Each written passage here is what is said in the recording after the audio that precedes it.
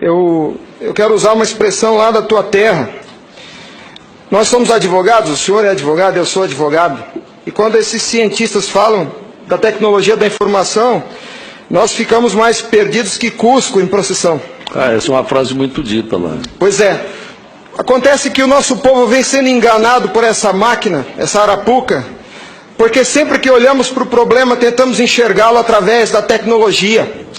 E na verdade, Excelência, nós temos que olhar para essa máquina com a luz da lei. Antes da ferramenta, deve prevalecer a ordem jurídica.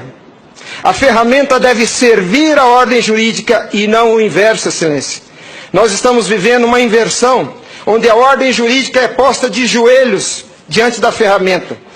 Por falar em colocar de joelhos, a conduta do ministro Gilmar Mendes em protelar por 2 anos o cumprimento dessa lei deu motivo ao impeachment, ao pedido de impeachment. E eu vou mais além.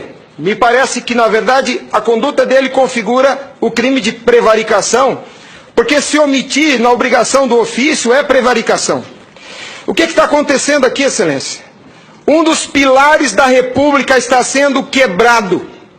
Nossa democracia e a cidadania desse povo está sendo violada, desrespeitada. No entanto, eu quero lembrar aqui uma frase de Billy Graham, um homem que dedicou 99 anos da vida para o bem do próximo. Ele dizia: a coragem é contagiosa, e o senhor está vendo aqui só alguns dos corajosos que se levantaram.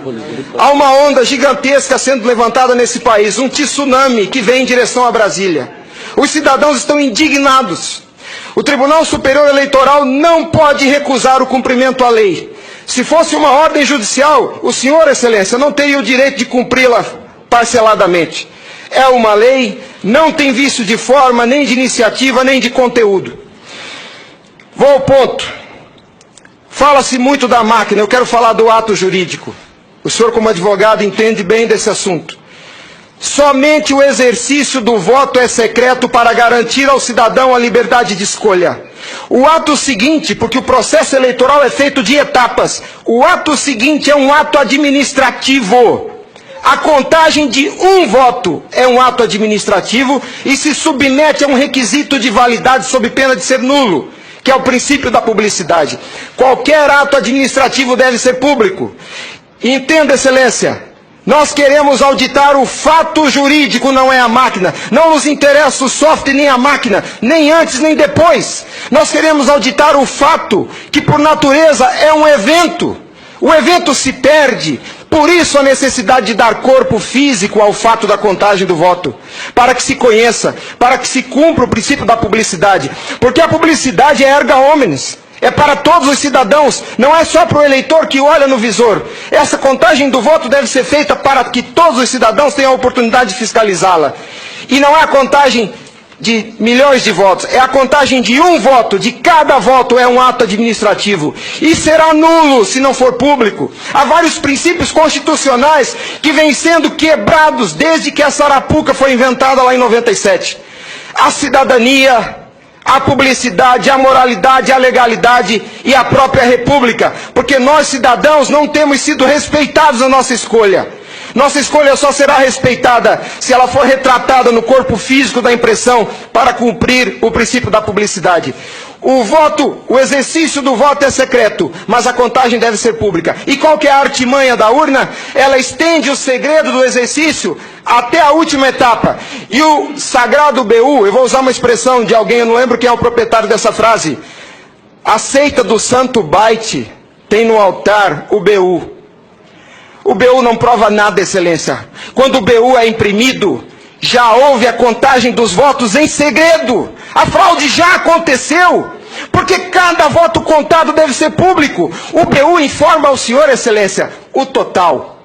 Nem no condomínio onde eu moro não aceitaria uma eleição assim. Imagine, Excelência, se eu fosse candidato a síndico, colhesse a urna e fosse contar dentro do meu apartamento e voltasse e comunicasse aos condôminos. Aqui está o resultado, eu fui eleito. O BU é a prova da fraude, Excelência. O BU é a prova da fraude. Doutora Simone, apesar de muito jovem, foi minha professora na faculdade.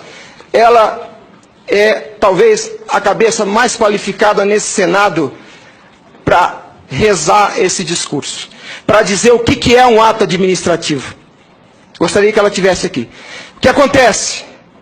Nós estamos sofrendo uma violação dos princípios republicanos, dos princípios constitucionais e principalmente, excelência, da cidadania, porque nossa cidadania só existe na medida em que nosso voto seja respeitado, porque ele é o instrumento do exercício da cidadania, porque através deles elegemos os nossos escolhidos.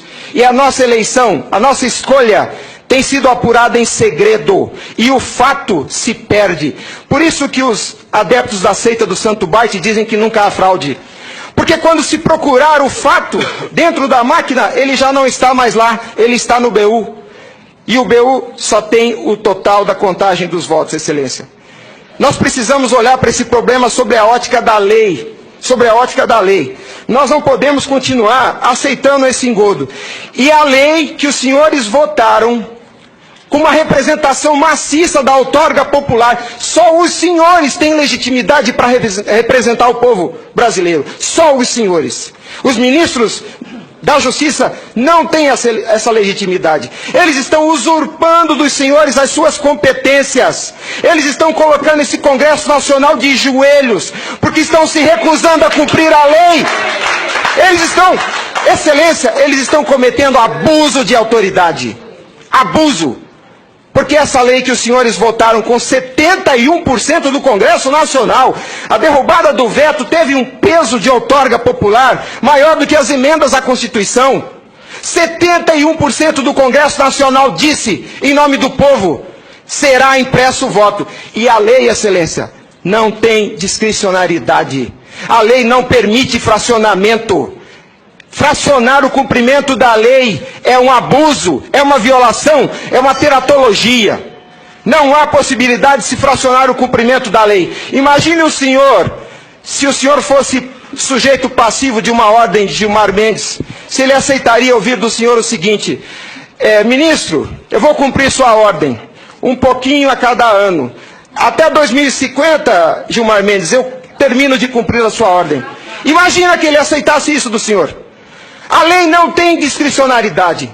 Não é possível cumpri-la pela metade. Em resumo é isso, excelência. E por fim, o direito dos senhores, a sua autoridade como representantes do povo está sendo vilipendiada. E por quem? Vou dizer mais. Não é por juízes.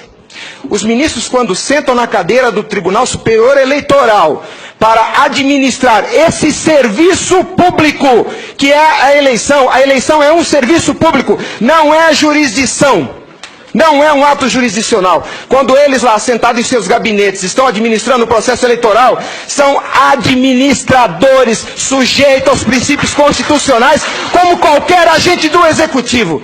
A hibridez da Justiça Eleitoral tem confundido o povo.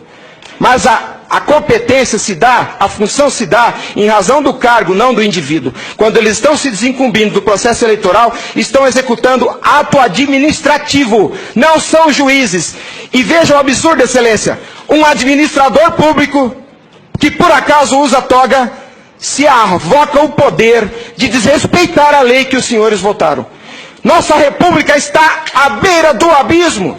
Se os senhores não se colocarem em pé e defenderem a sua legitimidade da outorga e aceitarem esse abuso de autoridade, acabou a república, excelência. Acabou a cidadania. Então nós somos escravos.